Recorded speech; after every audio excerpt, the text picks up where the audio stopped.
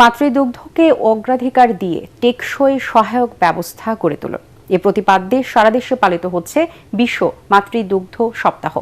মেহেরপুরে এ উপলক্ষে সদর হাসপাতাল থেকে র্যালি বের করা হয়। র্যালিটি হাসপাতাল সড়ক প্রদক্ষিণ শেষে সিভিল সার্জন কার্যালয়ের সামনে গিয়ে শেষ হয়। জনস্বাস্থ্য পুষ্টি প্রতিষ্ঠান ও জেলা সিভিল সার্জন অফিসে অনুষ্ঠানের আয়োজন করে। জয়পুরহাটে জেলা সিভিল সার্জন কার্যালয়ের সামনে থেকে র্যালি বের করা হয়।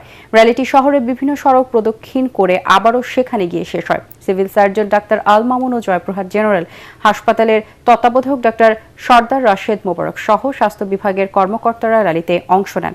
চুয়াডাঙ্গায় র্যালি ও আলোচনা সভার মধ্য দিয়ে বিশ্ব মাতৃদুগ্ধ সপ্তাহ পালিত হয়। আলোচনা সভায় বক্তারা মায়ের দুধ শিশুর ক্রমবিকাশে অত্যন্ত গুরুত্বপূর্ণ উল্লেখ করে তা পান করানোর ক্ষেত্রে সচেতনতা বৃদ্ধির পরামর্শ দেন।